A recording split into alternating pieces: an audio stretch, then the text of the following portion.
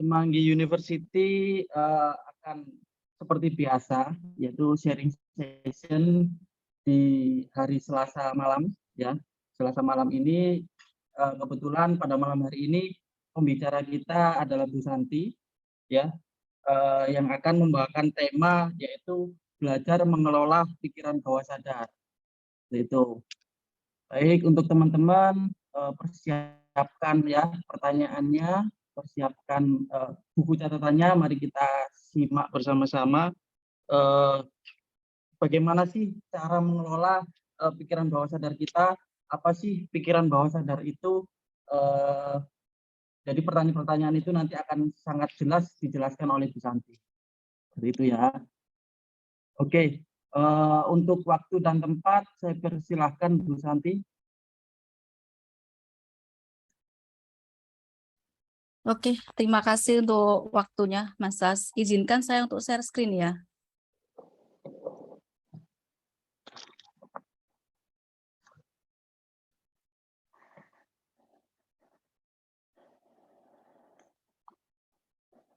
Oke, udah masuk share Sudah screen-nya. tampil ya share screen-nya. Sudah tampil Bu Santi. Oke. Selamat pagi dan semangat pagi buat rekan-rekan semua yang hadir pada hari ini. Pagi. Ya. Pagi rekan-rekan. Mungkin di sini jumlah pesertanya lebih dari 50.000 orang ya. Perkenalkan, gitu ya. Tak kenal maka tak sayang. Perkenalkan saya Santi di sini perwakilan biasa mungkin kalau teman-teman kenalnya di MKO gitu. Nah, materi kita hari ini cukup menarik sekali, yaitu terkait pikiran bawah sadar ya. Betul. Ya, mungkin teman-teman semua bertanya gitu, dan mungkin juga yang sudah ada yang paham terkait pikiran bawah sadar itu seperti apa. Nah, di sini saya paparkan dengan jelas bahwa sebenarnya kita sebagai manusia itu adalah makhluk yang sangat mulia sekali, dan setiap bayi yang lahir, ya kita semua sebagai manusia di sini pada saat kita lahir itu kita membawa 86 miliar sel otak neuron. Jadi sebenarnya apakah ada sih yang namanya manusia itu bodoh? Nggak ada. Yang ada adalah manusia yang malas di situ. Nah, apakah kita nggak lantas kenapa ada orang yang membedakan orang yang sukses dan tidak sukses? Nah, nanti akan saya jelaskan kenapa ada yang sukses, kenapa ada yang tidak di situ. Nah, di sini sendiri kita sebagai manusia dianugerahi sebuah otak ya. Nggak ada kan di sini yang nggak punya otak? Ya, Pasti ada pertanyaan semua, di Bu. situ. Pasti semua ada semua ya. Karena kalau ada ya bayi yang lahir tempurungnya sedikit nggak ada, itu aja pasti dia akan meninggal gitu. Nah, di sini sendiri saya ingin menjelaskan bahwa otak itu adalah hardware-nya. Ya, tolong difahami di sini. Otak adalah hardware. Jadi otak kita, tengkorak otak kita ini adalah sebuah hardware. Nah, lantas isi yang ada di dalamnya ini disebut adalah program pikiran.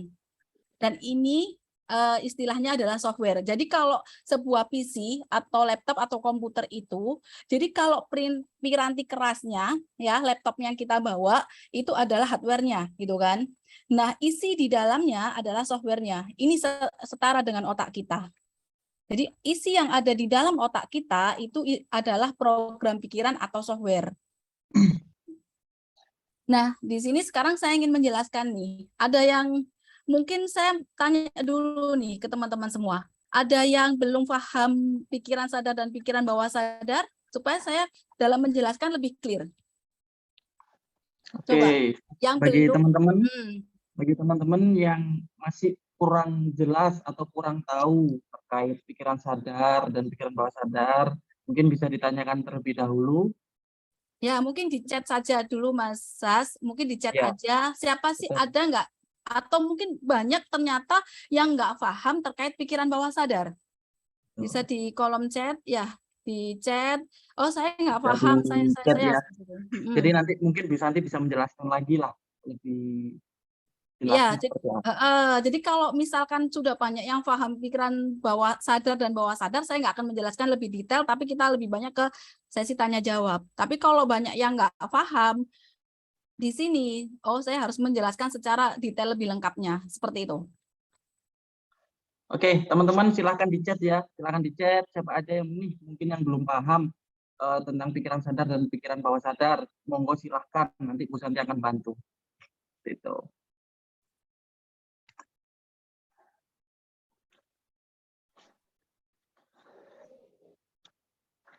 Jadi sudah Ya, ada 4 Bu ya, masih banyak ya. lumayan nih. Oke, paham tapi sedikit-sedikit gitu ya. Iya, Jadi ada yang minta betul sekali. dijelaskan, Bu. Oke. Jadi niat belajar banget ya. Oke, sepakat. Ya, di sini sebenarnya kalau teman-teman semua yang pahami mungkin hanya sebatas pikiran sadar dan bawah sadar. Padahal sebetulnya kalau kita berbicara di pikiran manusia itu sebenarnya ada 4 komponen. Tapi yang di sini saya jelaskan adalah 3 komponen. Di mana 3 komponen ini, ya manusia itu mempunyai 3 jenis pikiran. Pikiran yang pertama, ini kalau saya tunjuk stilusnya, ini enggak? Kelihatan ya? Saya garis merah ya? Kelihatan enggak? Kelihatan Ibu, Ya, kelihatan, oke, kelihatan. kelihatan ya. Di Iya. sini ada 2 komponen. Komponen pertama adalah pikiran sadar. Itu. Nah, komponen yang kedua adalah di sini sebenarnya ada area yang namanya area critical area. Ya, di sini ada area yang namanya critical area. Ini adalah area yang menjembatani antara pikiran sadar dan pikiran bawah sadar. Itu. Orang biasa menyebutnya berapa sih komponen terkait pikiran sadar dan bawah sadar. Kalau di sini saya menyadur di beberapa Google gitu ya. Itu ada yang mengatakan ada 12%, 88%. Ada yang mengatakan 5% atau 95%.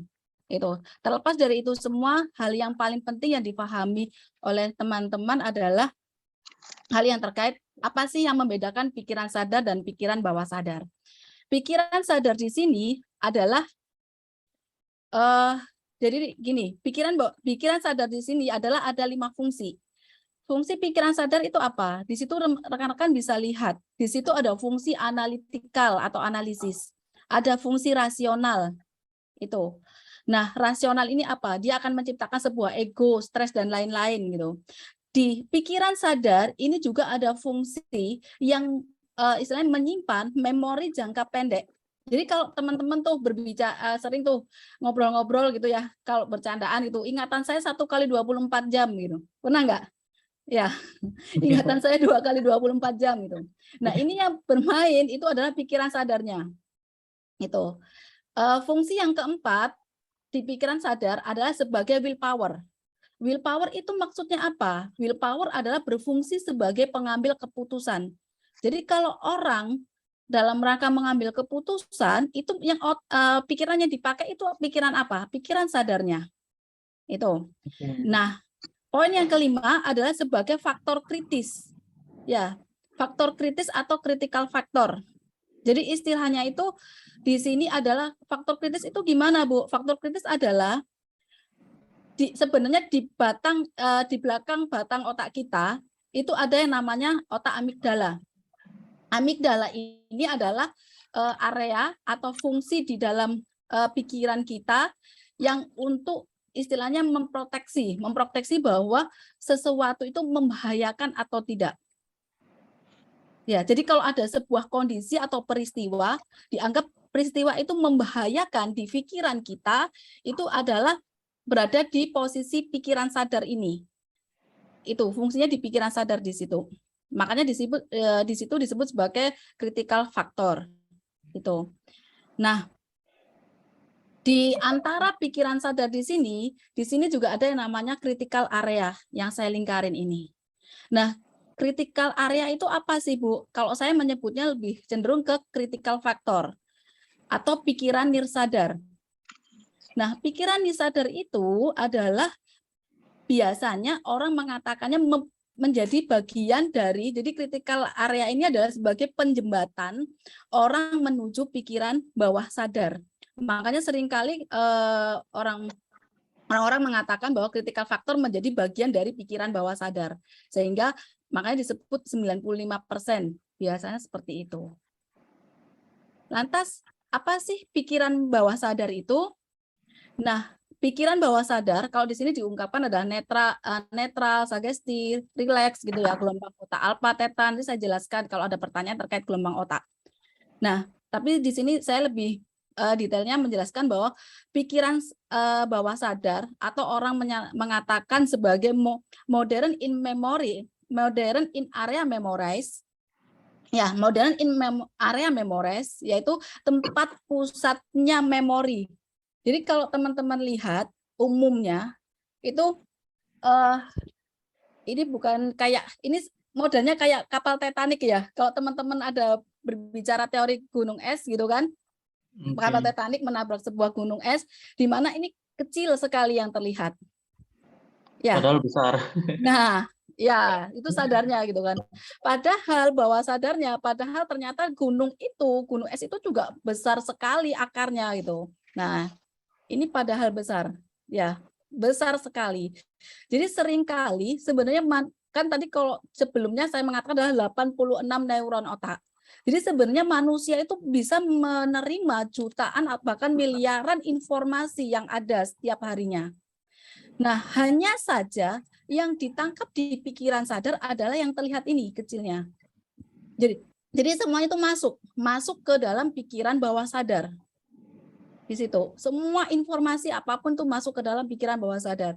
Jadi kalau misalkan kadang teman-teman pernah tuh, kok saya pernah melihat si A ya, si orang ini ya, pernah nggak kira-kira, Mas As? Oh, pernah banget. Ya. Kadang kalau mau nyapa gitu takut salah.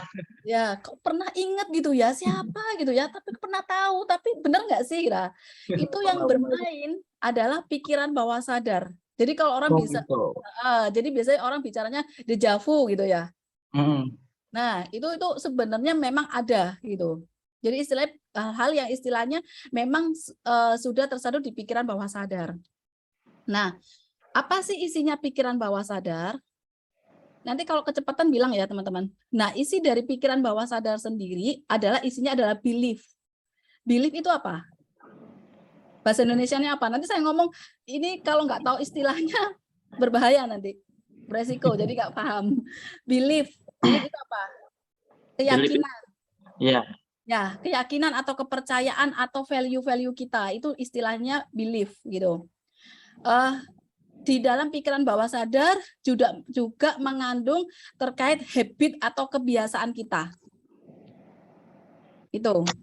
Di pikiran bawah sadar juga menghasilkan emosi.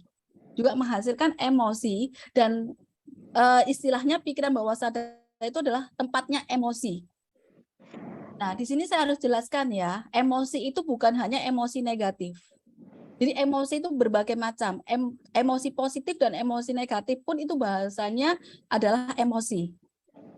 Jadi hati-hati ya. Jadi hati-hati kalau misalkan kita ngomong kadang-kala itu aku emosi nih, aku emosi. Nah, di sini emosi apa yang Anda rasakan di situ? Emosi marahkah? Emosi sedihkah? Emosi bahagiakah? Itu semua emosi. Itu. Jadi pengertian emosi di sini adalah apa yang dirasakan, baik itu positif maupun negatif. Itu. Poin yang keempat adalah pikiran tempatnya memori jangka panjang. Memori jangka panjang itu adalah ingatan masa lalu yang biasanya itu banyak terproses itu di jam 7 malam sampai jam 12 atau jam 3, jam 12-an lah. Yang paling maksimal karena kondisi tubuh sirkadian masing-masing manusia beda. Umumnya mungkin jam 7 sampai jam 12-an. Itu kondisi tempat menyimpannya kondisi memori jangka panjang. Itu. Di pikiran bawah sadar sendiri itu adalah tempatnya pribadi yang menyimpan intuisi. Jadi intuisi itu adanya di pikiran bawah sadar. Nah, bawah sadar juga tempatnya kreativitas, imajinasi, persepsi, dan bawah sadar juga punya kemampuan penyimpanan data yang tak terbatas atau unlimited. Jadi semua informasi apapun, memori, data semuanya disimpan di dalam pikiran bawah sadar. Dan umumnya sulit untuk dirubah datanya. Jadi data ini dalam artian apa?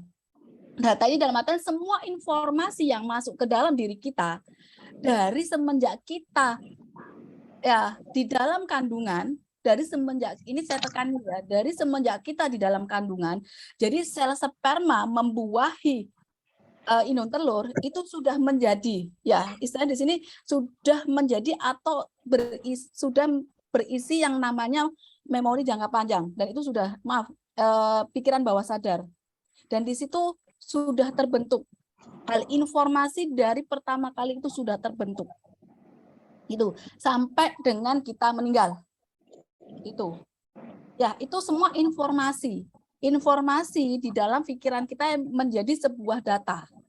Jadi kalau teman-teman pernah lihat Inside Out, pernah nggak ada yang pernah lihat film Inside Out, itu sangat sekali didetailkan ceritanya bahwa banyak memori-memori cerita di masa kehidupan anak tersebut.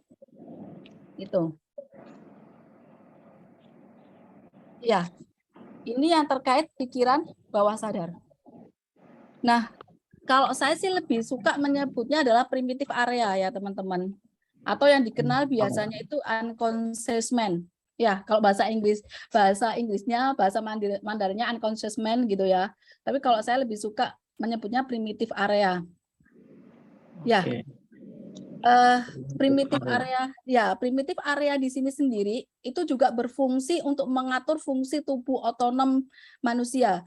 Jadi kalau teman-teman semua kondisi sakit ya istilahnya itu pikiran bawah sadar atau primitif area inilah yang mengatur seluruh fungsi pencernaan, fungsi pernafasan, fungsi detak jantung kita, termasuk menghasilkan sensasi-sensasi atau kondisi fisik yang berhubungan dengan emosi.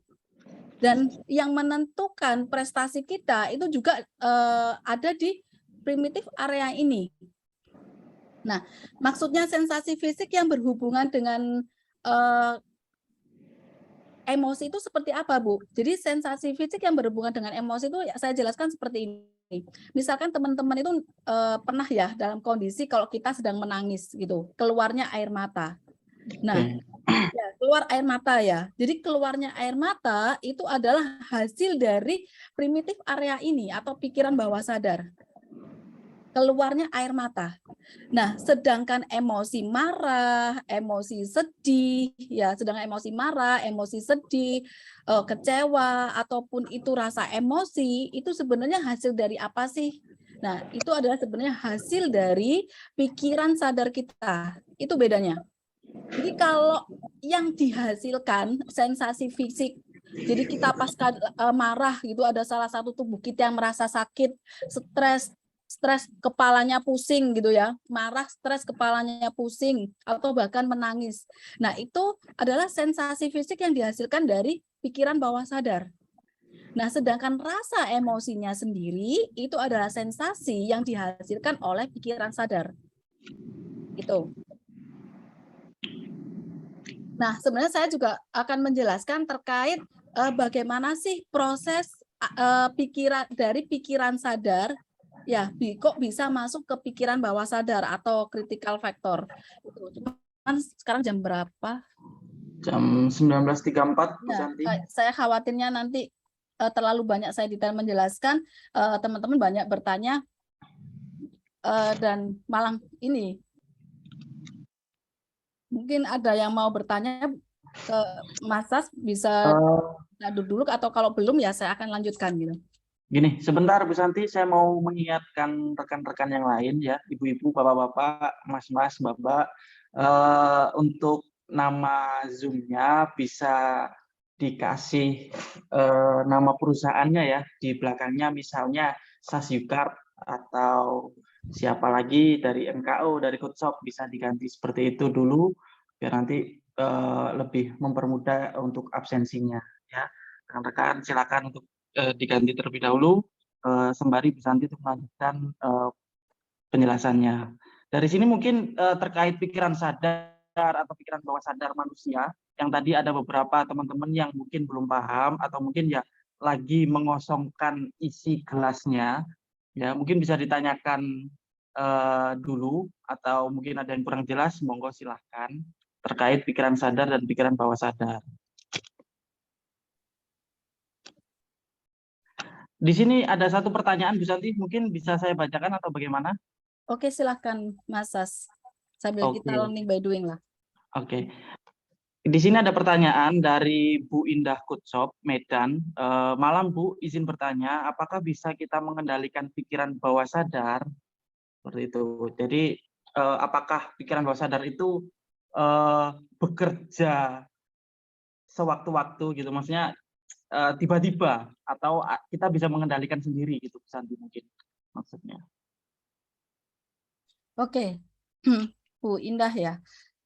Ini sebenarnya pertanyaan cukup menarik sekali, gitu kan? Apakah kita bisa mengendalikan bawah sadar gitu ya? Jawabannya bisa, sangat bisa sekali kita mengendalikan pikiran bawah sadar. Jadi istilahnya, bagaimana sih gitu? Nanti kan hubungannya ke situ nih. Larinya bagaimana sih kita mengendalikan pikiran bawah sadar sendiri gitu kan ya? Jadi Betul. cara untuk mengendalikan pikiran bawah sadar sendiri adalah dengan cara kita masuk ke dari area critical factor di sini. Ini kan critical area ya. Ini kan critical area. Nah, kita masuk ke pikiran bawah sadar di sini. Nah, bagaimana mengendalikannya? Nah, sebenarnya kita juga sudah sering melakukan pengendalian tersebut. Dalam artian seperti ini. Teman-teman ya, misalkan nih, seringkali juga berafirmasi atau mengulang repetition ya, istilahnya mengulang-ulang kata-kata afirmasi. Saya adalah orang yang sehat, saya adalah orang yang kuat dan segala macam. Ini adalah salah satu bentuk atau contoh itu dalam mengembangkan dalam mengendalikan pikiran bawah sadar sendiri. Gitu. Nah, lantas misal nih, jadi sebenarnya teman-teman itu sendiri juga sudah merasakan kok pikiran bawah sadar sendiri dan mengendalikan, atau bahkan istilahnya pikiran yang sebenarnya statementnya benar gini, dan istilahnya itu paling banyak adalah sebetulnya pikiran bawah sadar ini yang mengendalikan pikiran sadar kita. Oh gitu. Ya, jadi yang lebih tepatnya sih sebenarnya statementnya di situ. Pikiran bawah sadar ini yang sebetulnya di kehidupan kita selama ini itu adalah lebih mengendalikan pikiran sadar. Kok bisa, Bu? Ini salah satu contoh. Teman-teman pernah nggak beli makanan gitu ya di sebuah rumah makan, terus banyak sekali menu yang ada di rumah makan itu gitu. Terus mau milih menu jadi rumah makanan Padang aja ya, mau milih menu ayam, terus di dirinya itu ada suara-suara yang mengatakan bahwa jangan ayam deh, pakai otak aja deh, pakai daging aja deh. Pernah nggak kira-kira teman-teman semua seperti itu? Ada suara-suara, ya. Jadi istilahnya itu ada suara-suara yang mengatakan yang ini aja gitu. Nah, ini adalah yang berbicara siapa? Kira-kira? Bawah sadar. Betul sekali. Jadi itu yang berbicara adalah pikiran bawah sadar. Itu. Jadi sebenarnya dalam kehidupan kita keseharian, itu yang lebih tepatnya, Bu, bisa nggak sih kalau kita dalam kondisi sadar itu mengendalikan pikiran bawah sadar?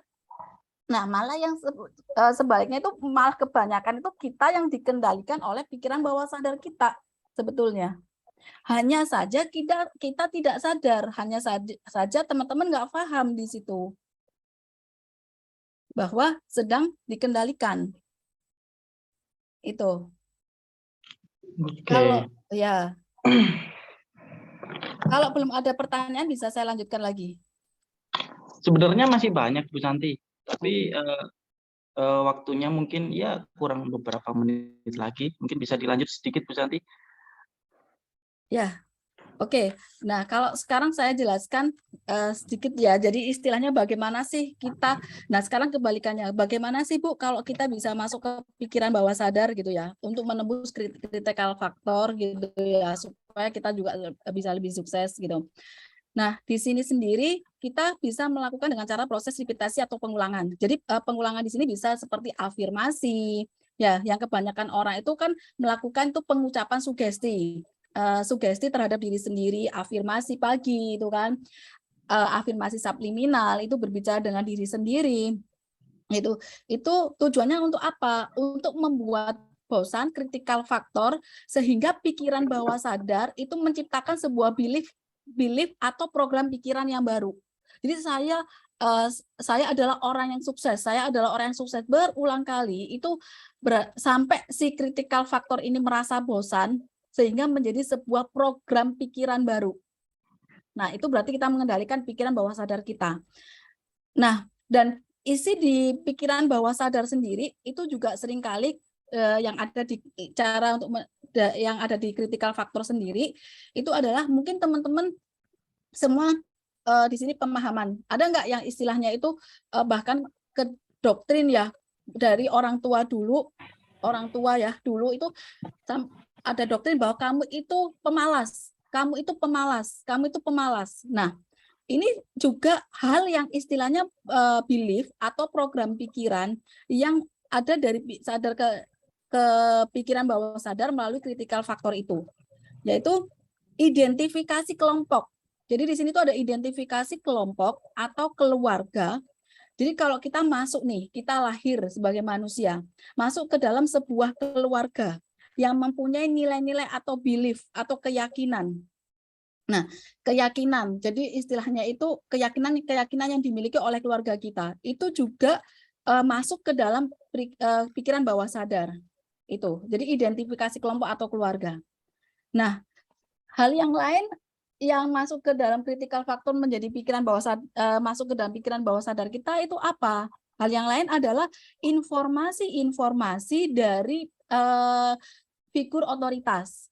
Yang dimaksud figur otoritas di sini adalah orang-orang yang ada di dalam lingkungan kita sejak kita lahir sampai dengan kita besar, itu adalah orang-orang yang kita percaya atau kita pandang pada saat mengucapkan sesuatu itu menjadi sesuatu yang benar di pikiran bawah sadar kita. Jadi contoh misalkan orang tua kita, terus guru kita. Jadi orang-orang yang merasa di diri kita percayai, itu apa yang dia ucapkan akan menjadi sebuah belief atau program pikiran dan menjadi kenyataan di dalam diri kita. Itu jadi program pikirannya itu masuk ke kita. Dan critical factor yang lain adalah menggunakan emosi. Jadi emosi yang bergejolak pada saat kita emosinya bergejolak itu akan membuat pikiran bawah sadar itu jembatannya terbuka. Jadi kita nih sedang marah atau emosi mendapatkan sebuah informasi yang bagi kita itu nggak mengenakan. Nah, jembatan ini terbuka, pikiran sadarnya emosi yang dari pikiran sadar itu akan masuk ke pikiran bawah sadar menjadi sebuah belief baru. Seperti itu. Dan istilahnya informasi yang lain itu masuk dari proses hipnosis. Jadi sebuah belief atau program pikiran yang lain itu juga bisa masuk melalui proses hipnosis. Tapi saya nggak menjelaskan di area di situ. Itu. Oke, Bu Santi, mungkin masih ada lagi atau bagaimana? Karena memang ternyata teman-teman sangat excited banget terkait materi malam hari ini. Jadi banyak banget pertanyaan yang masuk, Bu Santi. Ya, saya berhenti dulu materinya di situ. Lebih baik kita banyak tanya jawab aja. Oke, siap. Untuk yang tadi, Bu Indah Kutsop, apakah kita bisa mengendalikan pikiran bawah sadar kita? Sebenarnya bisa, dan Bu Santi tadi menjelaskan bahwasanya sebenarnya mengendalikan pikiran sadar kita itu justru bawah sadar kita, gitu Bu Santi ya? Iya.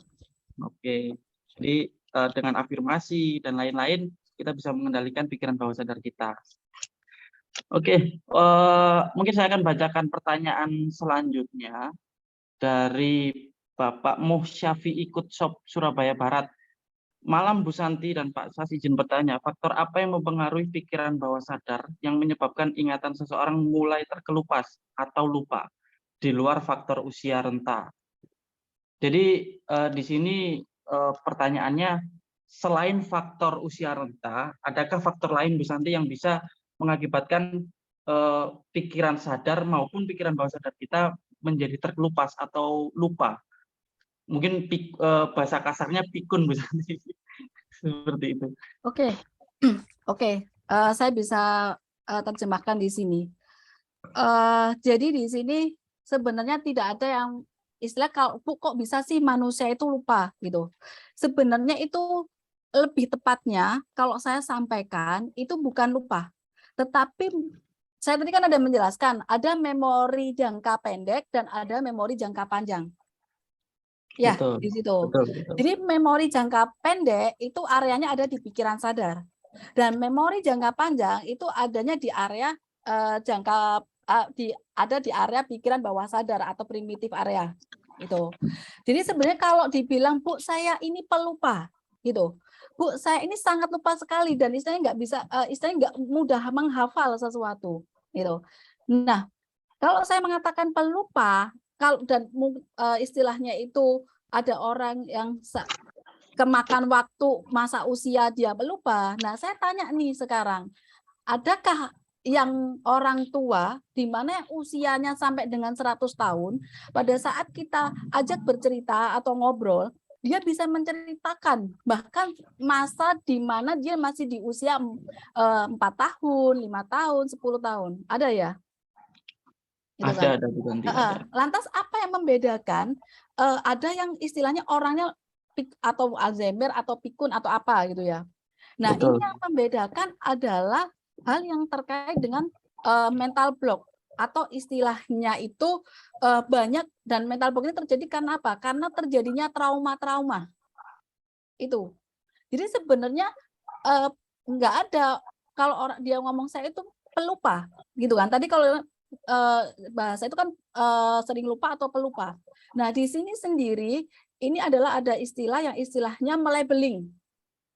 Ini arahnya ke mental block tadi.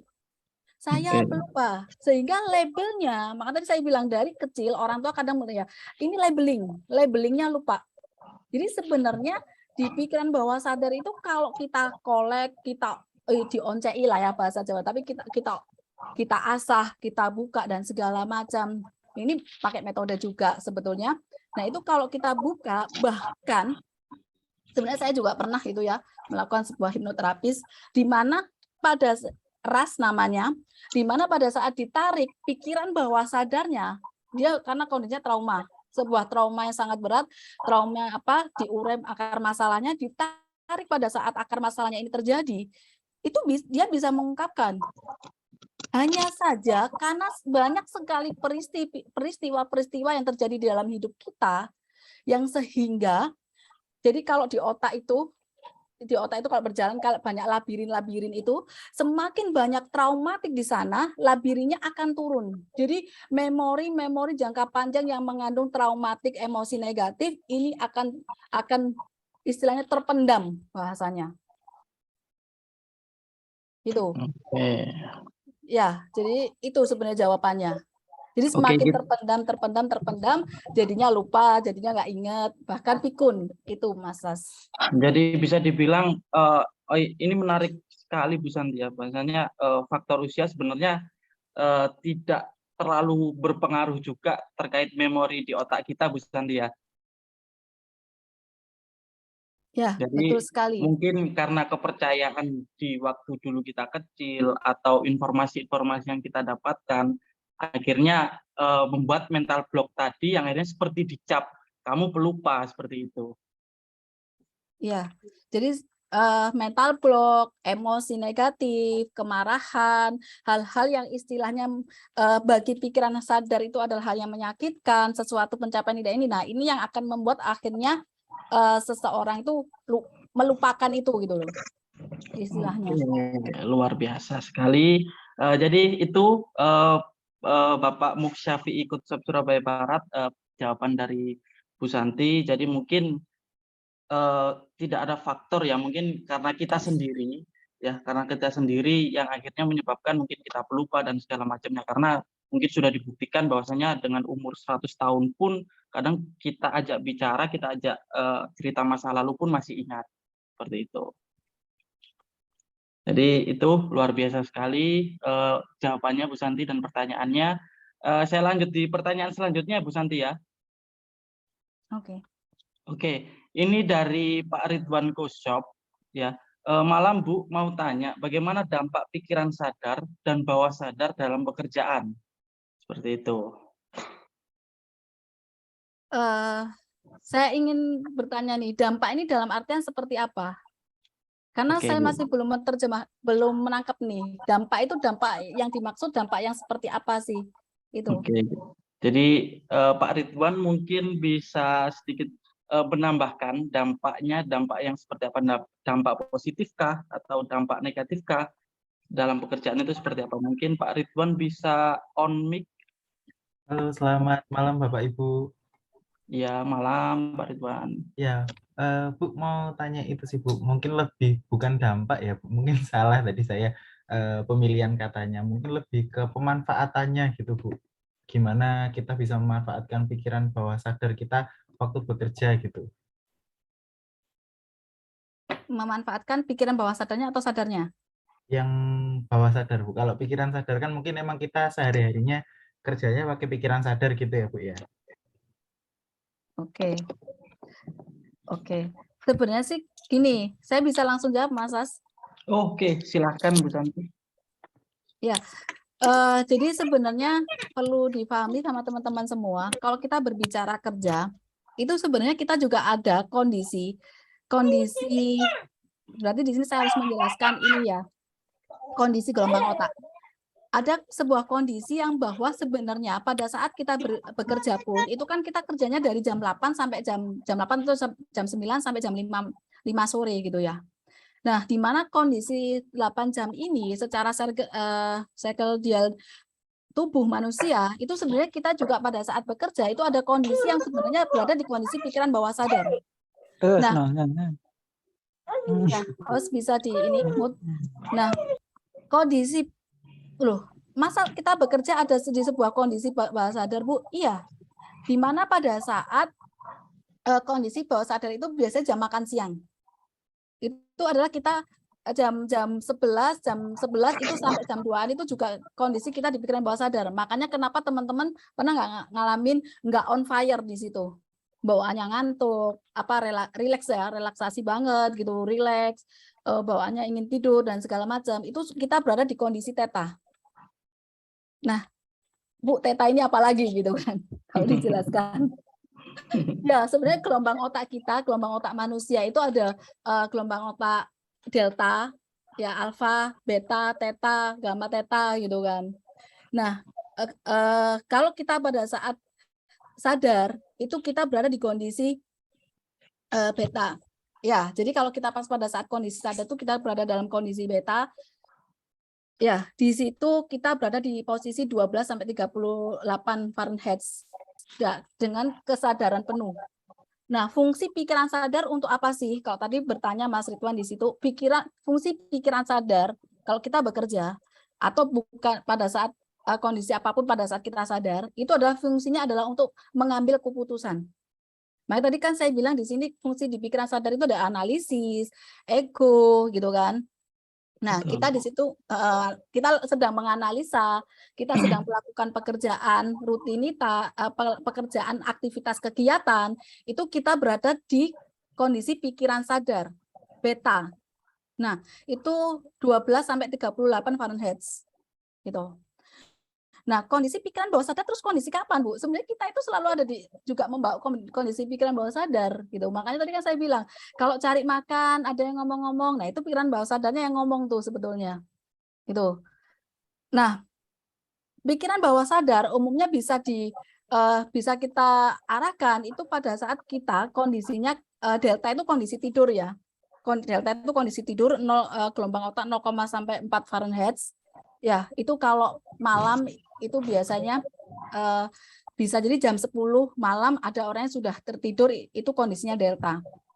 Kondisi pikiran bawah sadar ada di kondisi theta dan alfa.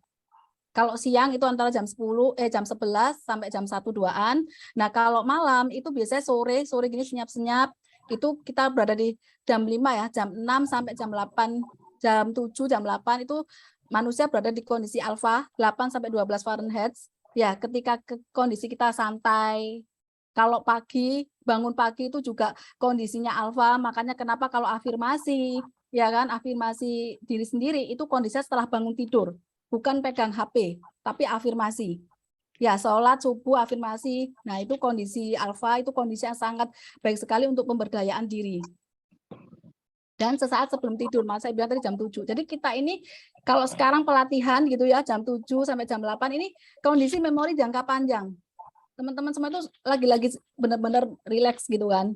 Dan itu kondisi bagus banget untuk orang belajar. Jadi kalau punya anak, ya, kalau punya anak sedang belajar, itu kondisi bagus sekali kondisi yang jam sekarang. Tapi sampai jam 9 malam maksimal kalau anak. Dan kondisi ini jangan sampai orang tua memarahi anaknya atau sedang marah dengan pasangannya di jam tersebut. Kenapa? Ini akan membekas di dalam pikiran bawah sadarnya menjadi sebuah program baru atau bilik baru. Ya, hati-hati dengan orang tua yang punya anak. Jangan marah pada saat kondisinya di jam-jam memori jangka panjangnya. Itu. Nah, ya, itu kondisi alfa. Jadi urutannya delta 0,4 Fahrenheit, theta 4,8 Fahrenheit, ya, kondisi yang senyap-senyap kayak sekarang ini theta, ya. Terus alfa 8 sampai 12 Fahrenheit. Low beta juga ada, sebenarnya low beta, middle beta, dan beta. Nah, beta ini kondisi kita on fire, berada di pikiran sadar pada saat kita kerja. Ada juga kondisi gamma, tapi jarang orang memakainya. Gamma itu di atas EQ tingkat tinggi. Itu.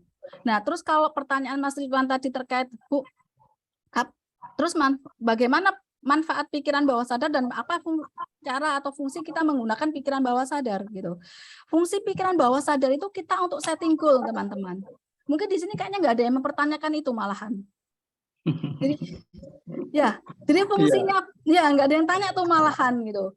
Fungsi bawah sadar ini untuk apa sih? Fungsi bawah sadar adalah untuk setting goal. Kenapa? Maka tadi di awal pengantar pertama kali saya mengatakan, kenapa sih ada orang yang sukses dan enggak? Kenapa sih ada orang yang berhasil dan enggak? Kenapa sih goal saya tidak tercapai gitu? Itu jawabannya di sini. Pikiran bawah sadarnya itu. Kenapa sih omset saya nggak tercapai? Kenapa goal saya nggak tercapai? Kenapa saya kok ingin goal saya itu ingin punya pasangan hidup cewek tapi nggak tercapai itu. Kenapa saya belum bisa menikah sampai dengan sekarang? Nah, itu adalah tujuannya pikiran bawah sadar untuk setting goal terus itu. Itu Mas Ridwan. Oke, jadi bisa dibilang pemanfaatan, Bu, ya. Bagaimana sih cara memanfaatkan bawah sadar kita itu seperti itu.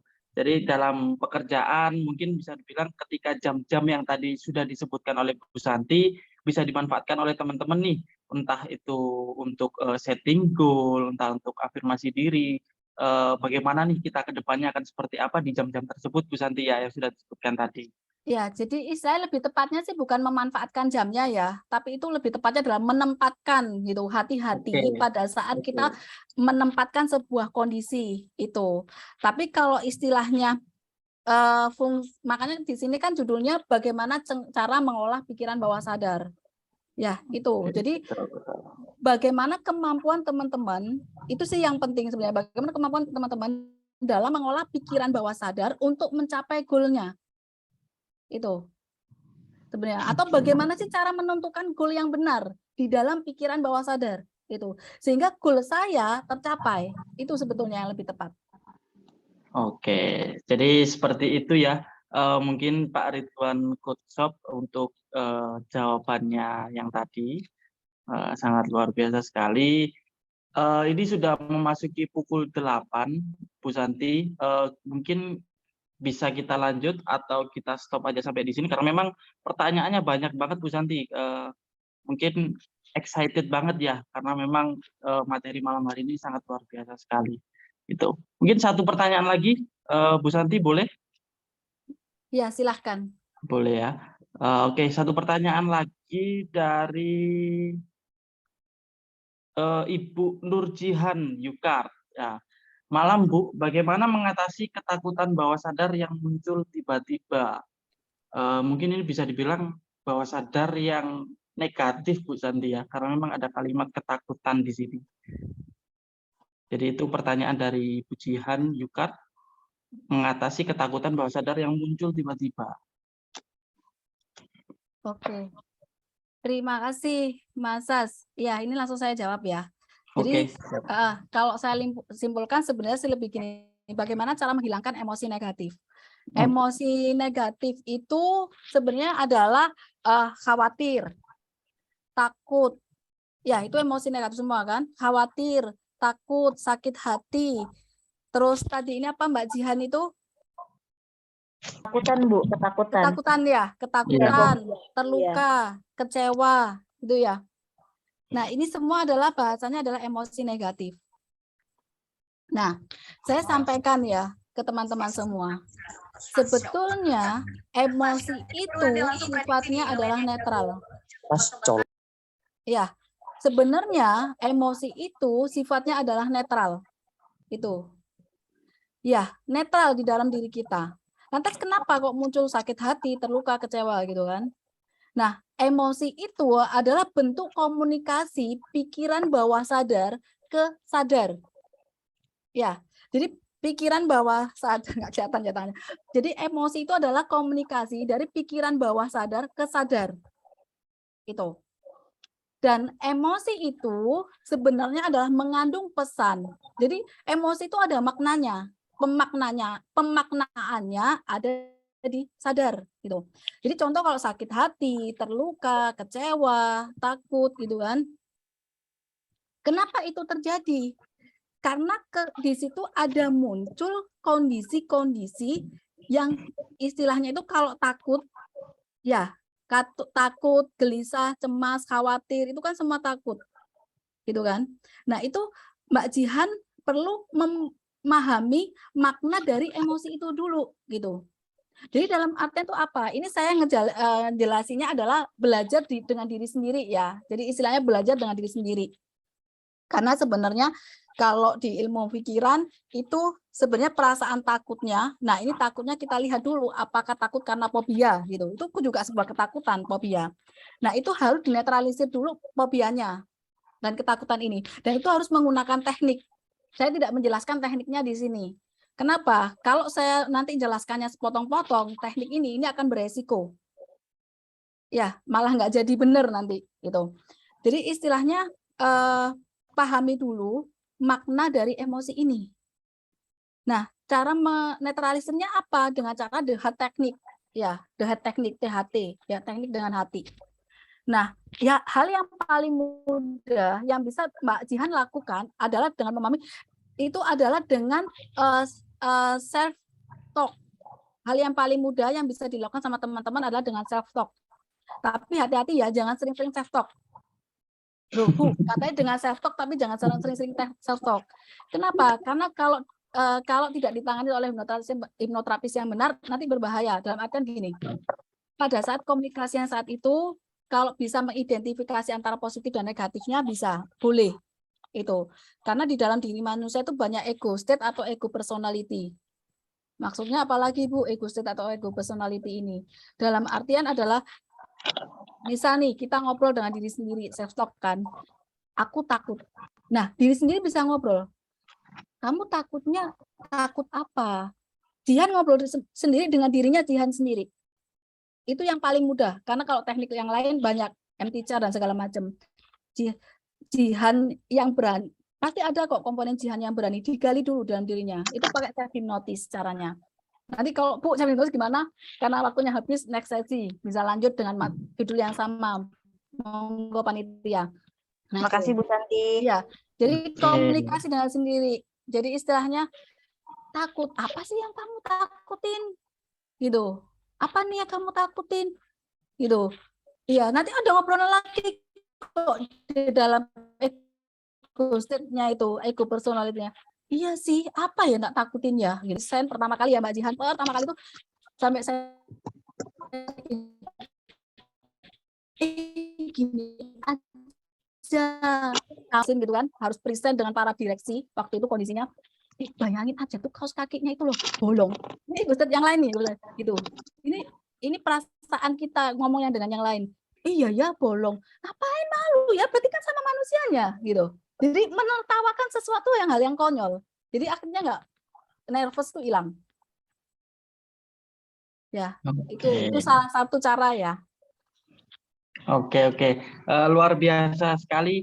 Itu tadi pujian untuk jawabannya dari Bu Santi. Jadi dengan self talk mungkin kita bisalah sedikit mengatasi ketakutan-ketakutan yang muncul gitu.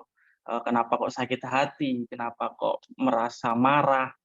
Itu bisa kita lakukan dengan cara self talk tadi. Tapi mungkin masih banyak banget materi yang mau disampaikan Bu Santi, tapi karena ada keterbatasan waktu di antara kita, jadi kita mungkin sampai di sini aja, karena memang belajar mengelola pikiran bawah sadar ini sebenarnya membutuhkan waktu, Bu Santi ya, membutuhkan waktu yang lumayan banyak untuk teman-teman bisa sangat-sangat memahami, dan tak rasa teman-teman sangat excited banget terkait materi ini, jadi pertanyaan banyak sekali. Jadi untuk teman-teman yang merasa masih ingin bertanya, mungkin bisa japri dengan Bu Santi atau bisa ditanyakan ke grup Semanggi University, seperti itu.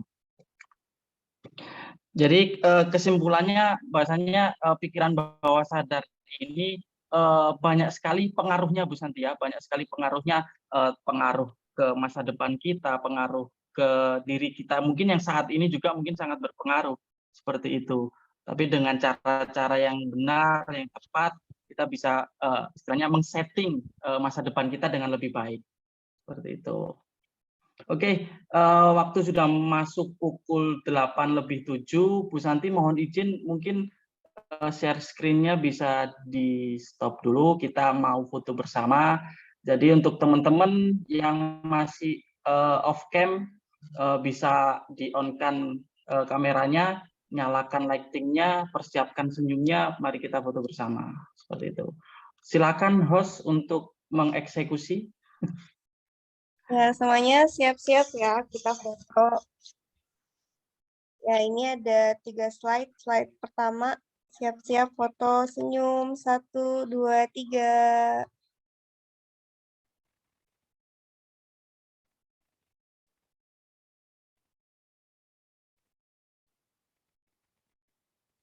Slide kedua, siap-siap. Slide kedua, Nah, ya, senyumnya. senyumnya. Yang mau angkat jempol silakan. Ya, boleh. Ya, siap-siap. 1, 2, 3.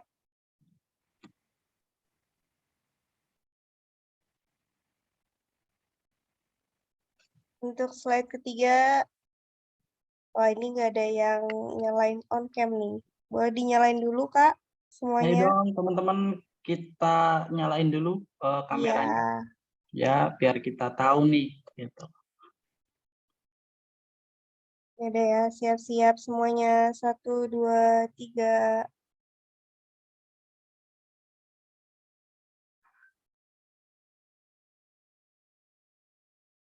Udah, boleh dilanjut lagi, Mas. Oke, terima kasih Bu Santi untuk waktunya menjelaskan terkait mengelola pikiran bawah sadar ini. Terima kasih untuk rekan-rekan semua yang sudah bertanya. Yang pertanyaannya mungkin belum terjawab bisa dilanjutkan di sesi selanjutnya atau di grup Semanggi University. Terima kasih untuk semuanya. Selamat malam, selamat istirahat. Wassalamualaikum warahmatullahi wabarakatuh. Waalaikumsalam. Terima kasih Terima Bu kasih Santi, Bu Pak Santi, Sas. Pak Sas. Selamat malam Thank you Bu semuanya. Santi, Pak Sas. Assalamualaikum. Salam. Ya, siapa itu? Aduh, semangat sekali Bu Santi itu tadi.